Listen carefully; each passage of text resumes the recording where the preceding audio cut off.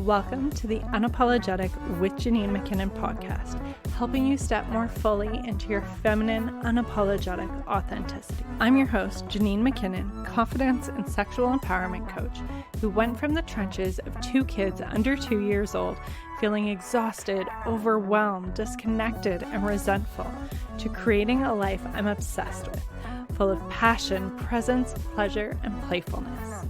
I love myself, I love my marriage, I love my kids, and I love my life. And I want to help you feel the same level of love and fulfillment in your life. Here you can find inspiration and tools taken from my one-on-one coaching sessions and group experiences to support you in your journey. We'll cover things like societal conditioning, inner child healing, women's empowerment, and tantric and Taoist principles to inspire you to live a life you love while embodying your feminine, unapologetic authenticity, and in doing so, creating a ripple effect throughout your life, your family, and everyone you interact with. Thank you so much for being here. I'm so grateful we're able to connect in this way, and I can't wait to dig into the contents of this episode with you. Without further ado, let's get into it. Hello and welcome back to another Tuesday transmission episode on the Unapologetic with Janine McKinnon podcast. If you have been in the self-development world for a while or even a little bit, you have probably heard about how we are a culmination of the people we surround ourselves with. Makes sense. We surround ourselves with people that end up reflecting us, or that we end up reflecting them. We share energies when we are sharing our time and space with one another, and we absorb each other's energies and reflect those energies.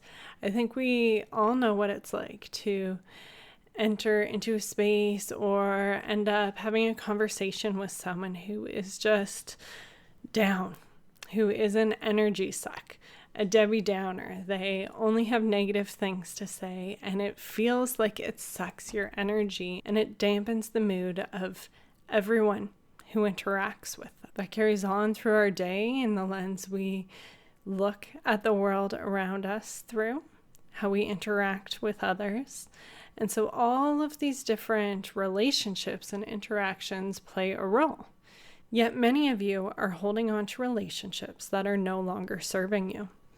Whether it's friendships, new or old, that you know isn't the best, that you don't feel your best when you're around, that bring you down, yet you're still holding on to them. It can be work relationships, whether with colleagues or clients. It could be how we relate to our significant other.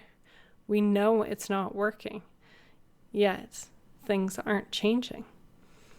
Or needing to make better boundaries with family to shift the dynamics because we love these people. It's not that we want to cut them out, but that the way in which our relationship is currently working is not the most supportive, and that there needs to be some shifts. So in this episode, we are going to chat all about that, why we do this to ourselves, how to create the shift and maintain the shift, and how to thrive within our relationships. So, why do we do this to ourselves? Why do we hold on to these relationships that we know are not working, that when we are going to meet up with this person or when we see our phone ringing, we are filled with a sense of dread and just, we don't want to do this. Yet we keep holding on to it. Why do we do that? Well, surprise, surprise, our innate need to belong comes from our basic survival instincts. Back when we were hunter-gatherers, we would quite literally die if we didn't belong. If we made waves within our tribe, we would be cast out and we would die against all of the different craziness and wilderness that's around us without that tribe and community. And so we are hardwired to belong, to be liked. And that's why it feels good when we are validated and celebrated, and that we really thrive off that. We have all of this different hormonal things at play. When we hear the voices of those that we are close to, that we love, when we connect with other humans, when we are celebrated, all these different things are going off in our body that make this feel good, that makes us want more of this. And that even happens to a degree when we put forward more of a fake version of ourselves, or even when we're connecting with someone. And we can still get this to a certain degree when we are putting out a less than authentic version of ourselves. Perhaps we're being surface level, not letting our true self shine, but we are being validated and received in that. And so that feels good. And so it makes it hard to do the scary thing and to shift, because we're scared that essentially we'll be cast out. And so our survival instincts kick on whenever we are really feared of being judged, or of someone lashing out at us because of our opinions or something that we tell them about us. Our fight or flight system quite literally kicks on.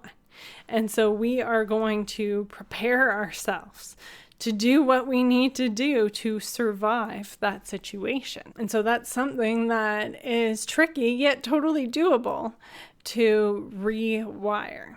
Now, on top of this, innate humanness is also a whole other layer of inner child healing. And this is something I do extensively with clients, as well as nervous system regulation and working through that fight or flight mode and being able to rewire your system through that parasympathetic nervous system state. But when it comes to inner child healing, our attachment with our caregivers paves the way for our attachment with our partners. So if you pause and take a look at your relationship with your significant other, whether it's right now or perhaps in the early stages of when you got together, my guess is that unless you've done a whole lot of work to shift it, it's going to look quite similar to how you related with your caregivers. Whether that means you are avoidant or anxious and really wanting their love and validation for all of these different things, or if you are quite secure in that and that you are able to relate from a place of groundedness. Although I would say there are some very lucky people to have some secure attachment, and there are many of us who have a strong foundation of avoidant, which is definitely me, or anxious, which also for me can pop up in different situations. We are more fluid as we move through these different attachment styles. We aren't necessarily hard and strong one of them. We can change depending on the dynamic, depending on the type of relationships.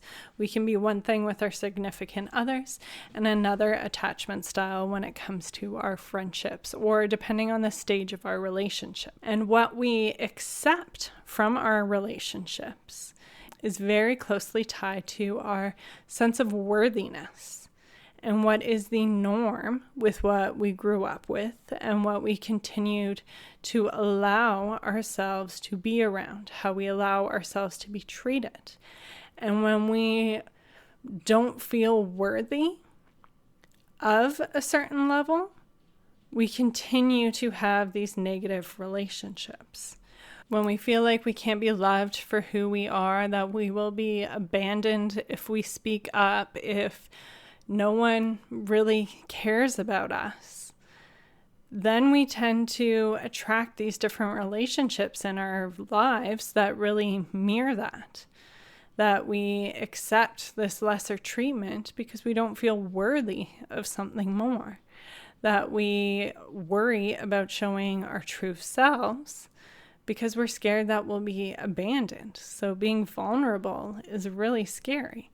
Because, again, going back to that innate humanness, if we're rejected or abandoned, we will die. Like, that's what our bodies and our nervous systems feel like. And so it takes some deep inner child healing, some, again, nervous system reprogramming, which I love doing the somatic work I do for that, along with the meditations, breath work, and pleasure practices that are in the Unapologetic Practices collection, for being able to really rewire our nervous system from that opened up state of working in these practices, and to be able to choose the beliefs, choose the way we want to wire our system, so that we can raise that level of worthiness to be able to hold our boundaries and to communicate in a way that is at this new level of strength, by creating a sense of love, safety, and belonging from within. And so that's what really is at the core of how we create this shift. And what I help clients with is creating that foundation within ourselves of love, safety, and belonging. Because when we feel really strong within that, we become a little bit more unshakable. We become empowered. We feel more free to let our full, authentic self shine, because we feel like we belong within. And even if this one particular person doesn't accept us for that, that's okay. We feel accepted within ourselves, and we know that we will attract other people that will accept us for us. When we have this foundation of love, safety, and belonging, we feel more empowered to speak up for our wants, our needs, and desires, because we're not so scared of rejection, because we are able to handle any conflict that may come up. We don't get so scared and revert to that fight or flight. We're able to hold ourselves, to manage our nervous system, and to be able to communicate in a way that is positive, that is aligned with this new level of worthiness, and to demand that from the people we interact with. And most of the people, unless they are super toxic, which is definitely some situations, but for those relationships where people truly love and care about you, they are going to rise up to this. It might be a little bit messy, a bit challenging at the beginning, but they will rise with you as you rise your level of worthiness. Now, there are going to be some relationships, often friendships fall into this category, where they're not going to line up, where you're going to see, as you make changes within yourself of what you will no longer accept from people and what your new standard is, they're not always going to rise up to that. And they are going to fall away. And that is fucking hard. It really is. I think it's one of the harder things, the harder lessons or portals that we really go through in our adult lives when we are on this journey of embracing our unapologetic authenticity, because to take a good look at our friendships, and some of those we've held on to for decades, some of those we have perhaps trauma bonds with, a lot of it is held onto by history, by attachment, feeling like we have something with this person, but when we really take stock, we don't. We share history. We don't necessarily share interests and values, and again, that standard of treating one another. And so letting those friendships fall away when there is a part of you that cares so deeply for those people, it's really hard. I just want to name that, because I don't think it's something that's talked about all that much, and something I have experienced for myself and I have seen with other women I talk to, is that when we close the door to these particular friendships that aren't working, it opens up the door for other more aligned ones. And it is so worth it. It is so freeing and so empowering to shed those layers of what's not working, and that it really does call forward these other relationships. But what that takes to have those other aligned relationships and friendships that are with your soul sisters, and you're able to let your true self shine and to feel supported by your friends, it takes intention. It's not just going to happen out of thin air. If you are stuck isolating yourself and not answering messages or not putting yourself out there and trying to interact with other people, it's not going to happen. If you want these type of empowering, deeply connected relationships, you need to put in the work. But you're listening to this episode, so I know you are someone who is ready to put in the work. And the first step is letting go of the things that are no longer serving you. It is working from within on your nervous system, on your subconscious, to shift your sense of worthiness, to feel empowered with that foundation of love, safety, and belonging. And once you have that foundation, then it takes putting yourself out there, doing things with people, being super awkward and nervous about those group settings, even if you have social anxiety or worried about this or that. And I think most of us will have some degree of social anxiety. Sure, there are people that are super extroverted and love to just go out and chat with all the people, but the majority of us is going to feel nervous and awkward about that, and that's okay. We just got to rip the Band-Aid off and do the thing and let our freak flag fly, just show up fully as us. And that's how we're going to begin to attract those soul level sisterhood friendships. And through attracting these new friendships, these new relationships, through working through our shit with our significant other and with our family, a lot of different things are going to come up. Again, we're going to have to do a lot of inner child healing.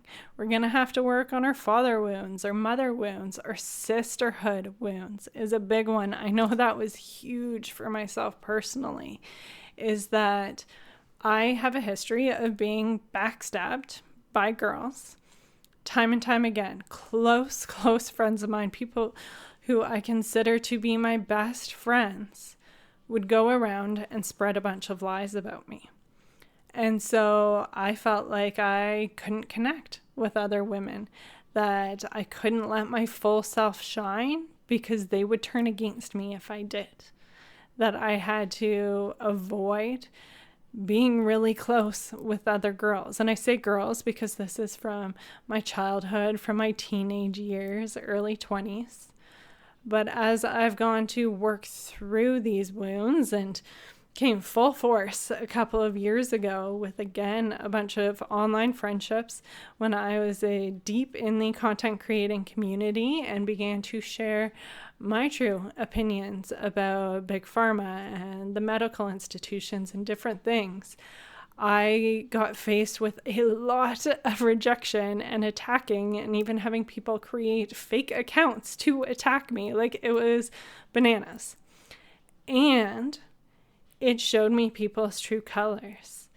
And I had begun working with that foundation of love, safety, and belonging, that I was okay with it. I will not say I was unshakable in it. It definitely shook me up, especially with the level of attacks that I received within the few days or the week.